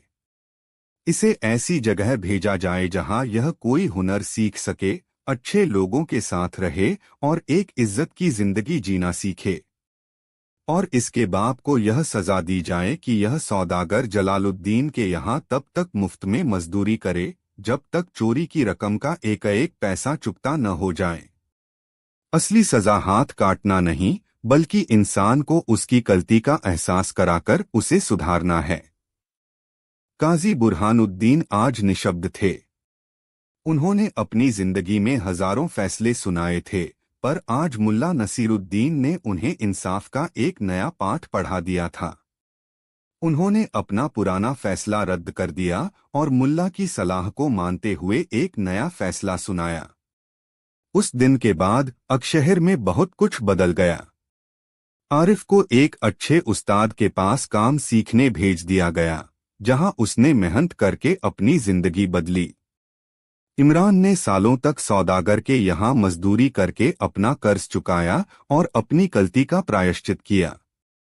और लोग यह किस्सा हमेशा याद रखते कि कैसे मुल्ला नसीरुद्दीन ने अपनी चतुराई से न सिर्फ एक नौजवान की जिंदगी बचाई, बल्कि पूरे समाज को यह भी सिखाया कि बच्चों की पहली पाठशाला उनका घर होता है और माँ बाप उनके पहले शिक्षक। अगर नींव ही कमजोर रखी जाए तो इमारत के बुलंद होने की उम्मीद करना बेमानी है। और कभी कभी किसी की गलती सिर्फ उसकी नहीं होती, बल्कि उसकी भी होती है जिसने उसे गलती करना सिखाया। कहानी 8। शहर अक्तारा की हवाओं में दो लोगों के किस्से हमेशा घुले रहते थे। एक थे शहर के मुख्य न्यायाधीश काजी आफाक हुसैन और दूसरे थे फकीराना अंदाज में जीने वाले मुल्ला नसीरुद्दीन। काजी आफाक हुसैन अपने ज्ञान और कानून की बारीक समझ के लिए पूरे सूबे में मशहूर थे। उनकी अदालत में कानून की किताबों के ढेर लगे रहते थे और उनकी जुबान से अरबी और फारसी के ऐसे मुश्किल लफ्ज निकलते थे कि बड़े बड़े विद्वान भी सिर खुजलाने लगते। उन्हें अपनी अक्ल पर बेपनाह गुरूर था। वह मानते थे कि दुनिया तर्क और नियमों से चलती है और वह उन नियमों के सबसे बड़े ज्ञाता हैं। उनके लिए इंसाफ का मतलब था कानून की किताब में लिखे हर हर्फ का पालन करना, भले ही उससे किसी बेगुनाह का दिल क्यों न टूट जाए। उनका चेहरा हमेशा गंभीर और आंखें हमेशा शक से भरी रहती थीं, जैसे वह हर इंसान में कोई न कोई खामी तलाश रहे हों। दूसरी तरफ थे मुल्ला नसीरुद्दीन। उनके पास न तो कोई आलीशान घर था, न ही कानून की मोटी मोटी किताबें। उनकी कुल जमा पूंजी थी एक गधा, कुछ पुराने कपड़े और एक ऐसा दिमाग जो दुनिया को सीधी सादी नजरों से देखता था, पर उस सादगी में भी ऐसी गहराई होती थी कि बड़े बड़े फलसफे पानी भरते नजर आते। मुल्ला लोगों के दिलों में बसते थे। जहां काजी साहब की अदालत से लोग डरते थे, वहीं मुल्ला की चौपाल पर आकर सुकून पाते थे। वह मुश्किल से मुश्किल समस्याओं का हल हंसी मजाक में निकाल देते थे। उनकी बुद्धिमानी किताबों की नहीं, बल्कि जिंदगी के तजुर्बों की थी। और यही बात काजी आफाक हुसैन को कांटे की तरह चुभती थी। जब भी कोई दरबारिया शहर का अमीर मुल्ला की हाजिर जवाबी का कोई किस्सा सुनाता, तो काजी साहब का चेहरा तमतमा जाता। उन्हें लगता था कि यह नसीरुद्दीन नाम का जाहिल गवार आदमी उनकी बरसों की मेहनत और उनके ज्ञान का मजाक उड़ा रहा है। वह मन ही मन कुढ़ते, यह लोग भी कैसे बेवकूफ हैं। एक गधे पर घूमने वाले मस्खरे को ज्ञानी समझते हैं और मेरे जैसे कानून के समंदर की इज्जत नहीं करते। एक दिन मैं इस मुल्ला को सबके सामने ऐसा जलील करूंगा कि यह अपनी अक्ल की दुकान बंद करके शहर से भाग जाएगा। काजी साहब मौके की तलाश में रहने लगे। वह एक ऐसा जाल बुनना चाहते थे, एक ऐसा कानूनी चक्रव्यूह रचना चाहते थे, जिसमें मुल्ला नसीरुद्दीन ऐसे फंसे कि निकलने का कोई रास्ता ही न बचे। वह उसे किसी चोरी या छोटे मोटे जुर्म में नहीं फंसाना चाहते थे, क्योंकि वह जानते थे कि मुल्ला बेगुनाह हैं। वह मुल्ला को उसकी अक्ल के मैदान में ही मात देना चाहते थे। कई हफ्तों की मेहनत और कानून की पुरानी किताबों को खंगालने के बाद आखिरकार काजी साहब को वह रास्ता मिल ही गया। उन्होंने एक ऐसा सवाल तैयार किया जो तर्क की मजबूत जंजीरों से बना था। एक ऐसा सवाल जिसका कोई भी जवाब मुल्ला को सजा की ओर ही ले जाता। अगले दिन काजी साहब ने अपनी अदालत में पूरे शहर में मुनादी करवा दी। मुनादी में ऐलान किया गया था कि शहर के सबसे बड़े ज्ञानी काजी आफाक हुसैन मुल्ला नसीरुद्दीन की बुद्धिमानी की परीक्षा लेना चाहते हैं। यह एक खुली बहस होगी जहां दूध का दूध और पानी का पानी हो जाएगा। जो भी इस ऐतिहासिक पल का गवाह बनना चाहता है वह कल सुबह अदालत में हाजिर हो सकता है। यह खबर शहर में आग की तरह फैल गई। लोग हैरान भी थे और परेशान भी। हर गली, हर नुक्कड़, हर चायखाने में बस यही चर्चा थी। कुछ लोगों को काजी की नीयत पर शक था तो कुछ को मुल्ला की काबिलियत पर पूरा भरोसा था। मुल्ला की बीवी ने चिंता से कहा, जी, यह काजी बड़ा मक्कार आदमी है। जरूर कोई जाल बिछा रहा है। आप मत जाइए। मुल्ला नसीरुद्दीन, जो उस वक्त अपने गधे को जौ का पानी पिला रहे थे, मुस्कुराए और बोले, बेकम, अगर ज्ञानी बुलाए और हम न जाएं तो लोग कहेंगे नसीरुद्दीन डर गया, और अगर हम चले गए और हार गए तो काजी की आत्मा को शांति मिल जाएगी। हमें तो जाना ही पड़ेगा। चिंता मत करो, जिसने हमें दिमाग दिया है वह जवाब भी दे देगा। अगली सुबह काजी आफाक हुसैन की अदालत खचाखच भरी हुई थी। शहर के अमीर उमरा, व्यापारी, विद्वान और आम लोग सब वहां मौजूद थे। हर कोई यह तमाशा देखने को बेचैन था। काजी साहब अपने मखमली सिंहासन पर किसी शहंशाह की तरह बैठे थे। उनके चेहरे पर एक आत्मविश्वासी और कुटिल मुस्कान थी। उन्होंने अपने सामने मेज पर कानून की 2-4 भारी भरकम किताबें भी सजा रखी थीं, ताकि माहौल और भी गंभीर लगे। तभी भीड़ को चीरते हुए मुल्ला नसीरुद्दीन ने अदालत में प्रवेश किया। वह अपने रोजमर्रा के साधारण कपड़ों में थे और उनके चेहरे पर न कोई घबराहट थी, न कोई गुरूर। बस एक शांत और सरल भाव था। उन्होंने आकर काजी को सलाम किया। काजी ने अपनी भारी भरकम आवाज में बोलना शुरू किया, जो पूरी अदालत में गूंज रही थी। तो मुल्ला नसीरुद्दीन, आज यह पूरी अदालत और यह पूरा शहर गवाह है कि हम तुमसे एक सवाल करेंगे। यह सवाल कानून, तर्क और सत्य की कसौटी पर कसा हुआ है। तुम्हें सिर्फ एक जुमले, वाक्य में उसका जवाब देना होगा। मुल्ला ने सिर हिलाया। हुक्म कीजिए काजी साहब। काजी अपनी जगह से खड़ा हुआ ताकि सब लोग उसे देख और सुन सकें। उसने अपनी उंगली उठाकर ऐलान किया, नसीरुद्दीन, ध्यान से सुनो। मैंने आज सिर्फ तुम्हारे लिए इस अदालत का एक खास नियम बनाया है।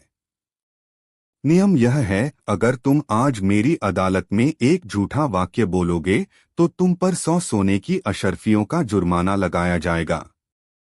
अदालत में बैठे लोग फुसफुसाए। 100 अशर्फिया, यह तो बहुत बड़ी रकम थी। काजी ने बात आगे बढ़ाई, और अगर तुम आज मेरी अदालत में एक सच्चा वाक्य बोलोगे तो तुम्हें इसी अदालत के सामने फांसी पर लटका दिया जाएगा। यह सुनते ही पूरी अदालत में मौत जैसा सन्नाटा छा गया। लोगों की सांसें अटक गईं। यह कैसा भयानक नियम था। यह तो सीधा सीधा मौत का फंदा था। अगर मुल्ला सच बोले तो फांसी, अगर झूठ बोले तो भारी जुर्माना, जो वह कभी नहीं चुका सकते थे और जिसके बदले में उन्हें सालों तक कैद में रहना पड़ता। हर तरफ से मुल्ला के लिए जाल बिछा दिया गया था। काजी की आंखों में जीत की चमक साफ दिखाई दे रही थी। उसने सोचा था, अब बोल बेटा, अब दिखा अपनी चतुराई। सबकी नजरें मुल्ला नसीरुद्दीन पर टिक गईं। उनका चेहरा अभी भी शांत था, जैसे उन्होंने कुछ सुना ही न हो। उन्होंने अपनी दाढ़ी पर हाथ फेरा, एक गहरी सांस ली और फिर काजी की आंखों में आंखें डालकर देखा। काजी ने अपनी विजी मुस्कान के साथ पूछा, तो बोलो नसीरुद्दीन, अब तुम्हें सिर्फ एक वाक्य बोलना है। सोच समझकर बोलना। तुम्हारी जिंदगी और तुम्हारी इज्जत सब तुम्हारे अगले एक वाक्य पर टिकी है। मुल्ला नसीरुद्दीन ने एक पल के लिए अपनी आंखें बंद कीं, जैसे कुछ सोच रहे हों। फिर उन्होंने आंखें खोलीं और ऐसी शांत और स्थिर आवाज में बोले जो उस खौफनाक सन्नाटे को चीर गई। उन्होंने सिर्फ एक छोटा सा वाक्य कहा, मुझे फांसी दी जाएगी। यह वाक्य हवा में तैरता रहा। एक पल, 2 पल, 10 पल। किसी को कुछ समझ नहीं आया। यह कैसा जवाब था? काजी आफाक हुसैन भी एक पल के लिए चकरा गया। उसने अपने दिमाग के घोड़े दौड़ाए। उसने मुल्ला के वाक्य को अपने ही बनाए नियमों की कसौटी पर परखना शुरू किया। चलिए सोचते हैं। काजी ने सोचा, ठीक है, मान लेते हैं कि मुल्ला का यह वाक्य, मुझे फांसी दी जाएगी, सच है। अगर यह सच है तो इसका मतलब है कि मुल्ला ने अदालत में सच बोला है। और मेरे नियम के मुताबिक सच बोलने वाले को क्या सजा मिलनी चाहिए? फांसी। तो ठीक है, मैं इसे फांसी पर लटका देता हूं और मेरा नियम भी पूरा हो जाएगा। लेकिन तभी काजी के दिमाग में बिजली कौंधी। अरे नहीं, रुको। अगर मैं उसे फांसी देता हूं तो उसका वाक्य, मुझे फांसी दी जाएगी, सच साबित हो जाता है। और नियम कहता है कि सच बोलने पर फांसी देनी है। लेकिन अगर उसका वाक्य सच है तो नियम के अनुसार उसे फांसी की सजा मिलनी चाहिए, जो उसे मिल भी रही है। तो इसमें गड़बड़ क्या है? काजी उलझ गया। उसका दिमाग धुआं देने लगा। उसने अपने सहायक की तरफ देखा। सहायक ने फिर से नियम दोहराया, सच बोलने पर फांसी, झूठ बोलने पर जुर्माना। अब काजी ने फिर से सोचा, इस बार ज्यादा ध्यान से। विश्लेषण केस 1, अगर मुल्ला का वाक्य सच है।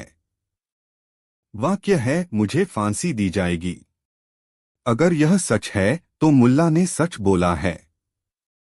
नियम के अनुसार सच बोलने वाले को फांसी दी जानी चाहिए। तो काजी उसे फांसी दे सकता है। और अगर वह उसे फांसी देता है तो मुल्ला का बोला हुआ वाक्य भी सच साबित हो जाता है। काजी को लगा कि वह जीत गया। हाँ, यही है। इसने सच बोला और मैं इसे फांसी दूंगा। वह चिल्लाने ही वाला था कि उसके दिमाग के किसी कोने से एक और आवाज आई, 1 मिनट रुको आफाक हुसैन। क्या यह इतना सीधा है? जरा दूसरे पहलू से भी सोचो। विश्लेषण केस 2, अगर मुल्ला का वाक्य झूठ है। वाक्य है, मुझे फांसी दी जाएगी।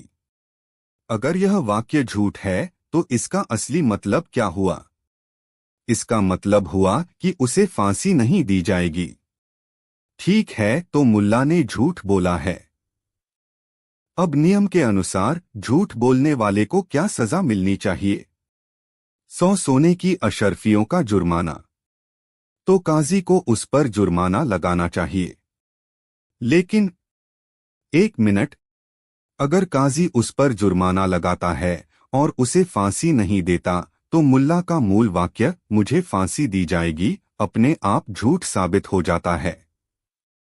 और झूठ बोलने की सजा तो, अरे बाप रे, झूठ बोलने की सजा तो फांसी है। अब काजी का सिर चकरा गया।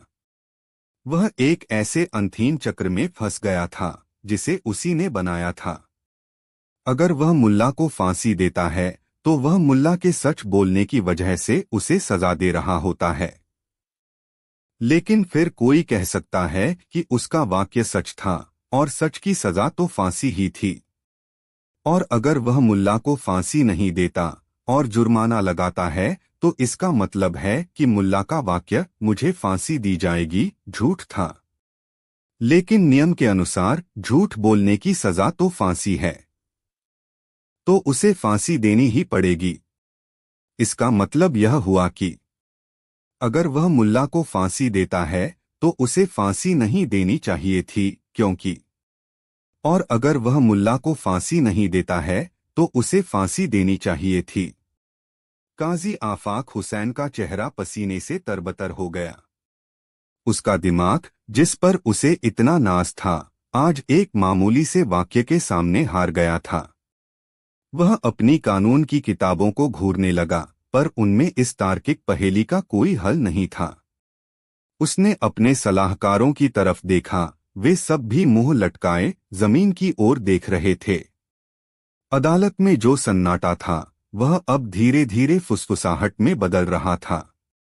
लोग एक दूसरे को देखकर मुस्कुरा रहे थे। वे समझ गए थे कि मुल्ला ने काजी को उसी के बिछाए जाल में कैसे उलझा दिया है। शिकारी खुद शिकार बन चुका था।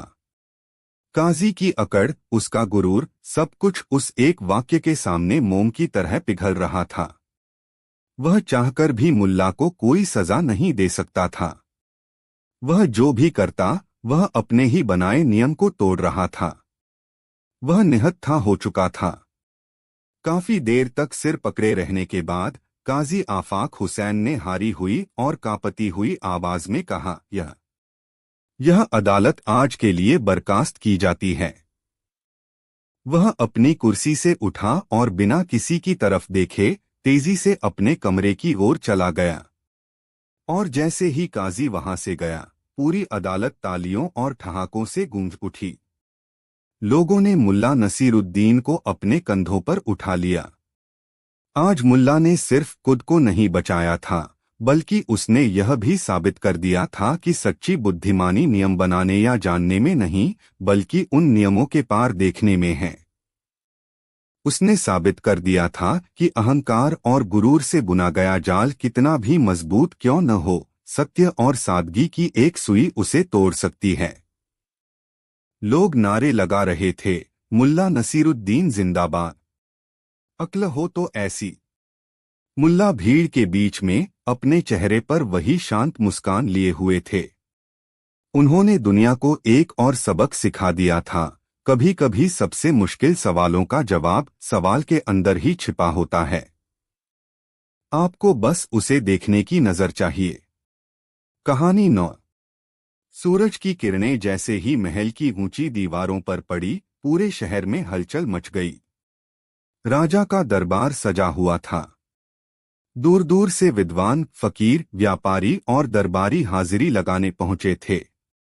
उसी दिन राजा ने मुल्ला नसीरुद्दीन को भी दरबार में बुलाया। दरबारी जानते थे कि आज फिर कुछ नया होगा, क्योंकि जहां मुल्ला होता, वहां हंसी भी होती और हैरानी भी। राजा ने सिंहासन पर बैठते ही कहा, मुल्ला नसीरुद्दीन, सुना है तुम बहुत चतुर हो।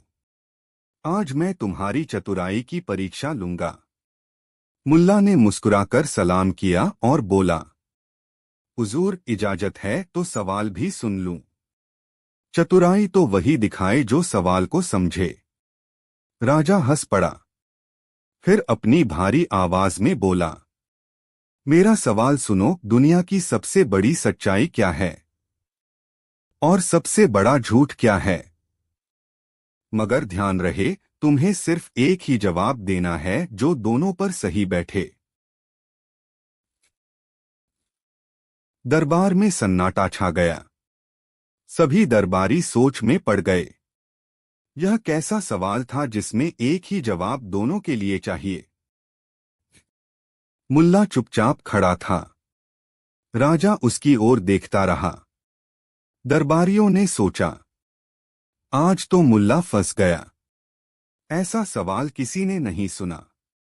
मुल्ला ने धीरे से कहा, हुजूर, यह सवाल इतना आसान नहीं, मुझे सोचने का वक्त चाहिए। राजा ने कहा, तुम्हें कल सुबह तक का वक्त देता हूं। अगर नहीं बता सके तो तुम्हें सजा मिलेगी। मुल्ला ने फिर सलाम किया और अपने गधे पर सवार होकर गांव लौट गया। रास्ते भर उसका गधा चल रहा था और मुल्ला सोचता जा रहा था। कभी वो हंसता, कभी सिर खुजाता, कभी गधे के कान पकड़कर कहता, ओ बुद्धिमान प्राणी, इस बार भी तेरा मालिक तुझे ही गुरु बना बैठा है। गधा सिर्फ ढैंचू बोला, मगर मुल्ला को जैसे जवाब का इशारा मिल गया। उसके चेहरे पर हल्की मुस्कान तैर गई। रात को मुल्ला अपने पुराने मिट्टी के घर में लेटा। उसकी बीवी भी परेशान थी। क्या हुआ? दरबार में सब ठीक तो था? मुल्ला बोला, सब ठीक है। बस कल मुझे दुनिया का सबसे बड़ा सच और सबसे बड़ा झूठ बताना है। बीवी ने कहा, ये तो भगवान ही जाने। मुल्ला जोर से हंसा। सही कहा, यही तो जवाब है। बीवी ने पूछा, क्या मतलब? मुल्ला ने कहा, कल दरबार में बताऊंगा। बीवी चुप हो गई। मुल्ला ने अपने गधे को देखा और कहा, कल फिर तू ही मेरी जीत का कारण बनेगा। गधा निश्चिंत होकर सो गया। मगर मुल्ला सारी रात जागता रहा, हर पहलू सोचता रहा, ताकि कोई कमी न रहे। सूरज उगते ही मुल्ला अपने गधे के साथ दरबार पहुंचा। राजा पहले से ही तैयार बैठा था। उसने आदेश दिया, मुल्ला, अब तुम्हारे जवाब का वक्त आ गया है। सारे दरबारी कान लगाए बैठे थे। मुल्ला ने राजा को सलाम किया और बोला, हुजूर, आपके सवाल का एक ही जवाब है, भविष्य। राजा चौंका। उसने कहा, भविष्य? समझाओ कैसे? मुल्ला मुस्कुराया और बोला, हुजूर, भविष्य ही दुनिया का सबसे बड़ा सच है, क्योंकि वह आएगा जरूर। और भविष्य ही सबसे बड़ा झूठ भी है, क्योंकि किसी ने देखा नहीं। लोग भविष्य के सपने बेचते हैं, डर बेचते हैं, वादे करते हैं, मगर किसी ने उसका सच नहीं देखा। भविष्य ही सच है, क्योंकि वह आने वाला है। भविष्य ही झूठ है, क्योंकि हम नहीं जानते वह कैसा होगा। दरबार में सन्नाटा छा गया। फिर अचानक तालियों की आवाज गूंजने लगी। दरबारी बोले, वाह मुल्ला, क्या जवाब दिया। राजा भी मुस्कुराया, लेकिन उसकी आंखों में शरारत थी। उसने कहा, ठीक है मुल्ला, मगर एक और सवाल है। बताओ, इस दरबार में सबसे ज्यादा ताकतवर कौन है? सारे दरबारी खुश हो गए। अब तो मुल्ला फंसा ही समझो। अगर राजा को बोले तो चापलूस कहलाए, खुद को बोले तो अहंकारी कहलाए, किसी और का नाम ले तो राजा नाराज हो जाए। मुल्ला चुप रहा।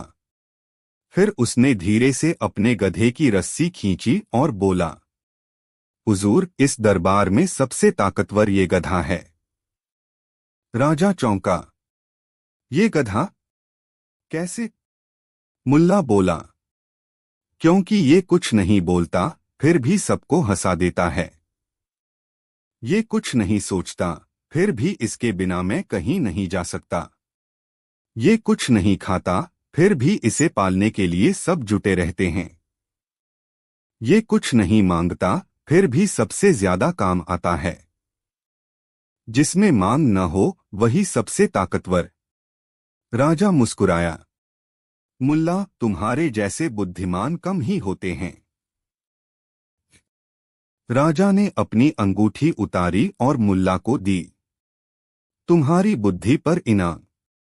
मुल्ला ने हाथ जोड़कर कहा, हुजूर, असली इनाम तो तब होगा जब लोग ये समझ जाए कि हर सवाल का जवाब किताबों में नहीं, बल्कि अपने भीतर और अपने अनुभवों में छुपा होता है।